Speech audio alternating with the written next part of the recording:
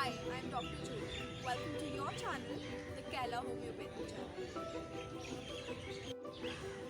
आज हम जिस कंडीशन के बारे में बात करेंगे वो है हेपेटाइटिस। अब जो हेपेटाइटिस शब्द है वो दो शब्दों से आता है। एक हिपैट जो कि एक ग्रीक वर्ड है, हिपार या हिपैट, जिसका मतलब होता है लिवर, और एक इंग्लिश सफिक्स आइटिस जो इन्फ्लेमेशन के लिए यूज किया जाता है। तो हेपेटाइटिस का पूरा मतलब हो गया इन्फ्लेमेशन ऑफ लिवर, लिवर की सूजन। हेपेटाइटिस के बहुत सारे कॉजेस हो सकते हैं, और अगर वायरल कॉजेस की बात करें तो वायरल कॉजेस के अकॉर्डिंग 5 वायरस इसे कॉज कर सकते हैं, जिनके अकॉर्डिंग ये 5 टाइप्स ऑफ वायरल हेपेटाइटिस में डिवाइडेड है। कौन कौन से हैं आगे देखते हैं। हेपेटाइटिस ए, जो कि हेपेटाइटिस ए वायरस कॉज करता है। कैसे हो सकता है कि जब कोई कंटामिनेटेड फूड या वाटर, कोई पर्सन जिसको ना कि हेपेटाइटिस की वैक्सीन लगी हुई है, ना कि वो हेपेटाइटिस के अगेंस्ट इम्यून है, वो उसको ले लेता है। अब कंटामिनेशन ऑफ फूड और वाटर कैसे हो सकता है? उस इंसान के फीसेस से या उस इंसान के एक्सक्रीटा से जो ऑलरेडी हेपेटाइटिस ए से सफ़र कर रहा है, उसके जो भी एक्सक्रीशंस अगर किसी फूड या वाटर को कंटामिनेट कर लेते हैं, और वो एक एपरेंटली हेल्दी पर्सन जो कि वैक्सीनेटेड नहीं है या इम्यूनिटी जिसकी हाई नहीं है वो ले लेता है, तो उसको भी हेपेटाइटिस ए इन्फेक्शन हो सकता है। हेपेटाइटिस ए के लिए मेनली क्या क्या रिस्पॉन्सिबल हुए? फिर unsafe drinking water, inadequate sanitization, साफ सफाई नहीं, एंड बैड पर्सनल हाइजीन। आप अपनी साफ सफाई नहीं रख रहे, उसकी वजह से आपको हेपेटाइटिस ए हो सकता है। Next type of viral hepatitis है हेपेटाइटिस बी, जो कि हेपेटाइटिस बी वायरस द्वारा कॉज किया जाता है। अब इसका ट्रांसमिशन कैसे होता है? या तो एक इन्फेक्टेड पर्सन का ब्लड किसी अनइन्फेक्टेड पर्सन में चला जाए, या उसका कोई और बॉडीली फ्लूइड एक अनइन्फेक्टेड पर्सन में चला जाए। अभी कैसे जाएगा? ब्लड ट्रांसमिशन, जिसमें आपने हेपेटाइटिस बी का टेस्ट नहीं किया है और वो गलती से ऐसा ब्लड आपने किसी और में चढ़ा दिया है, तो उसको भी, जो अनइन्फेक्टेड पर्सन है, उसको हेपेटाइटिस बी हो सकता है। दूसरा अनसेफ सेक्स में। तीसरा, जैसे ये ड्रग्स जब हम करते हैं, और अगर जो लोग करते हैं, नॉट हम करते हैं, जो लोग ड्रग्स करते हैं एंड सेम सिरिंजेस यूज़ करते हैं विच इज़ वेरी डेंजरस, उसमें ये हेपेटाइटिस बी इन्फेक्शन जो है ट्रांसफ़र हो सकता है। हेपेटाइटिस बी के लिए अगर ट्रीटमेंट टाइम पे नहीं लिया जाता और ये क्रॉनिक इन्फेक्शन बन जाता है, तो ये धीरे धीरे लिवर डैमेज कॉज कर सकता है, जिसमें लिवर सिरहोसिस, लिवर कैंसर भी हो सकता है, और फिर अल्टीमेटली डेथ हो सकती है। नेक्स्ट है हेपेटाइटिस सी, जिसको कॉज करता है हेपेटाइटिस सी वायरस। अब ये इन्फेक्शन माइल्ड भी हो सकता है, जो फ्यू वीक्स के बाद रिजॉल्व हो जाता है, या फिर क्रॉनिक हो सकता है और लाइफ लॉन्ग एग्जिस्ट कर सकता है। सिंस हेपेटाइटिस सी वायरस एक ब्लड बॉर्न वायरस है, तो इसका ट्रांसमिशन भी ऐसे ही होगा। अनस्क्रीन ब्लड या ब्लड प्रोडक्ट्स को जो है दूसरे बंदे में एपरेंटली अनइन्फेक्टेड पर्सन में चढ़ा दिया जाए, तो उसको ये इन्फेक्शन हो सकता है। अनसेफ इंजेक्शन प्रैक्टिसेस की वजह से ये हो सकता है। Improper sterilization of medical equipments में ये हो सकता है। नेक्स्ट है हेपेटाइटिस डी इन्फेक्शन, जो कि हेपेटाइटिस डी वायरस कॉज करता है। इसका एक जो है पिक्यूलियर चीज़ है कि ये उन्हीं लोगों में होता है जो ऑलरेडी हेपेटाइटिस बी से इन्फेक्टेड है।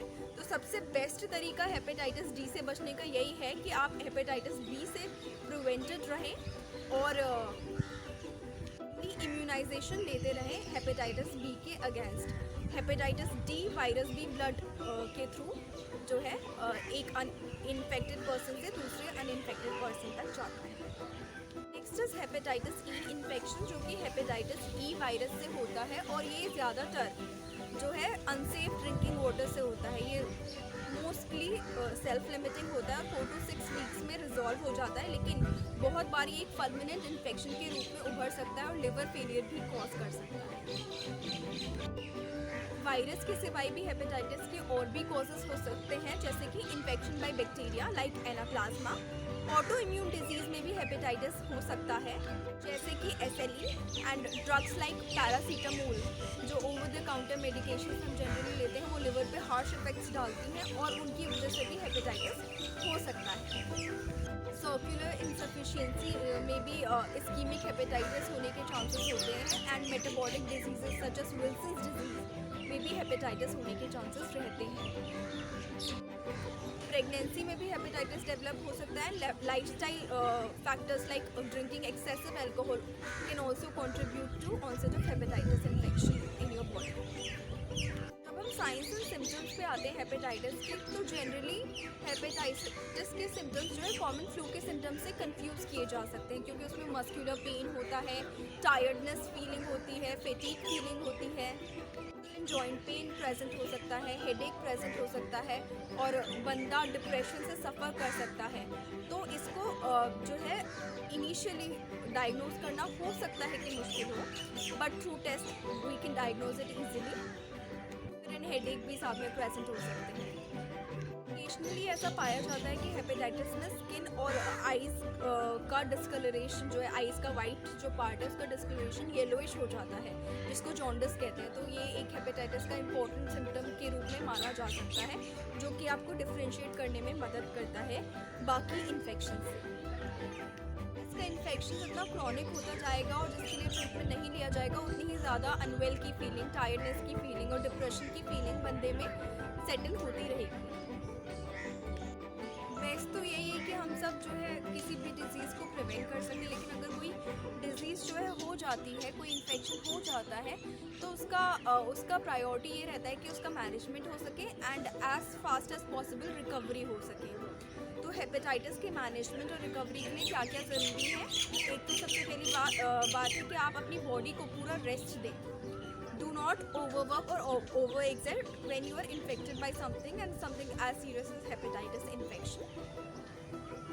जो बहुत इंपॉर्टेंट है, you should completely refrain from alcohol. Alcohol को बिल्कुल छोड़ दीजिए। अगर आप एडिक्टेड हैं तो उसे अपने आप छोड़ने की बजाय मेडिकल सुपरविजन के अंडर छोड़िए। पर्सनल हाइजीन मेंटेन करना बहुत ज़्यादा इम्पॉर्टेंट है, प्रिवेंशन के लिए भी, मैनेजमेंट के लिए भी और रिकवरी के लिए भी।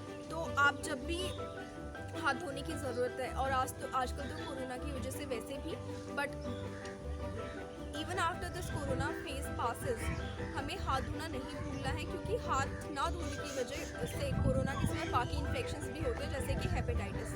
तो खाने से पहले, खाने के बाद, रेस्ट रूम जाने के बाद, घर पे आने के बाद, ऑफिस जाने के बाद do wash your hands proper.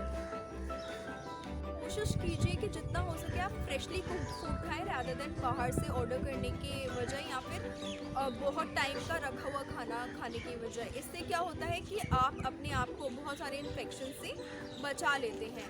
और जब आप फ्रेशली कुक्ड फूड खाएं तो कोशिश कीजिए कि वो एक बैलेंस्ड मील हो। जितना ज़्यादा आपकी मील, आपका इंटेक ऑफ फूड बैलेंस्ड होगा, उतने ज़्यादा आप इन्फेक्शन से प्रिवेंटेड होंगे, क्योंकि आपकी इम्यूनिटी ऑटोमेटिकली बढ़ती रहेगी।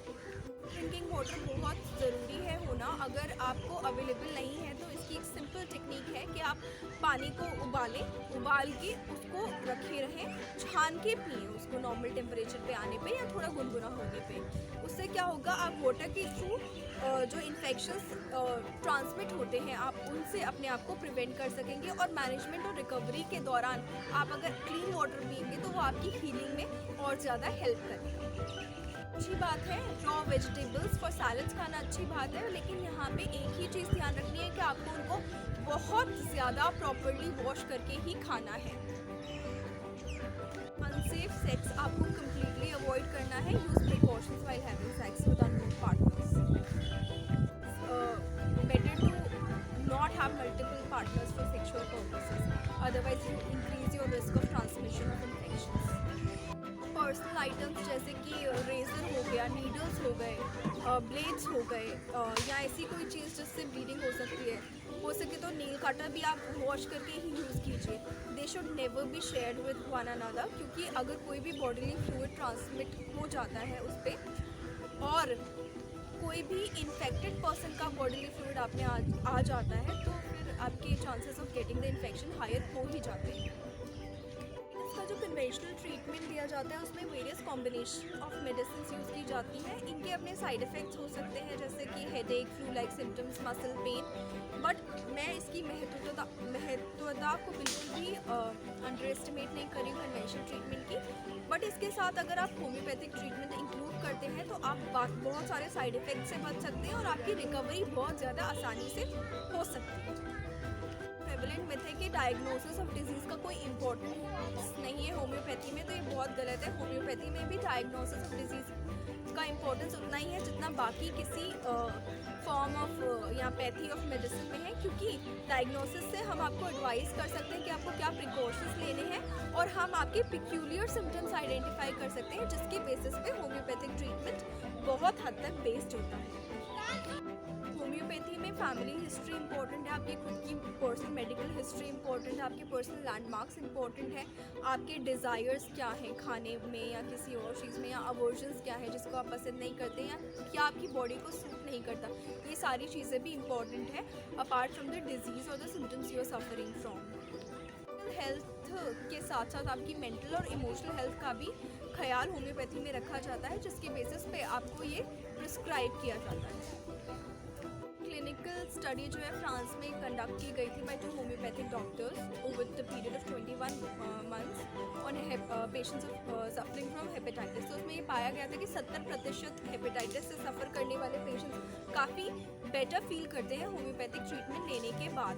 ये होम्योपैथिक रेमेडीज़ बेसिकली आपके लिवर को स्ट्रेंथन करती हैं और बाकी जो सिम्टम्स आप सफ़र कर रहे हैं जैसे हेडेक हो गया, फीवर हो गया, मलेज हो गया, डिप्रेशन हो गया, उनको ग्रेजुअली रिड्यूस करती हैं। हाँ, डेफिनेटली हर एक इंडिविजुअल के लिए रेमेडी वेरी करेगी और हर एक इंडिविजुअल पे कितनी देर में असर दिखाएगी ये बंदे की खुद की ससेप्टेबिलिटी पे भी निर्भर करता है। सिवियरिटी और इंटेंसिटी ऑफ सिम्टम्स भी डिफाइन करते हैं कि आपको कौन सी मेडिसिन किस डोज में दी जाएंगी। जॉन्डिस ग्रेजुअली रिड्यूस हो सकता है होम्योपैथिक रेमेडीज से।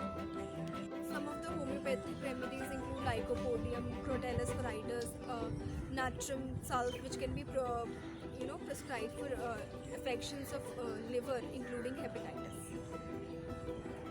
पोडियम तब ज़्यादातर प्रिस्क्राइब की जाती है जब बहुत सारे डाइजेस्टिव एलिमेंट्स होते हैं, फ्लैटुलेंस होता है विद लिवर डिसऑर्डर के साथ, और इस लाइकोपोडियम पेशेंट में ज़्यादातर स्वीट का डिज़ायर होता है, उसको स्वीट्स बहुत अच्छी लगती हैं।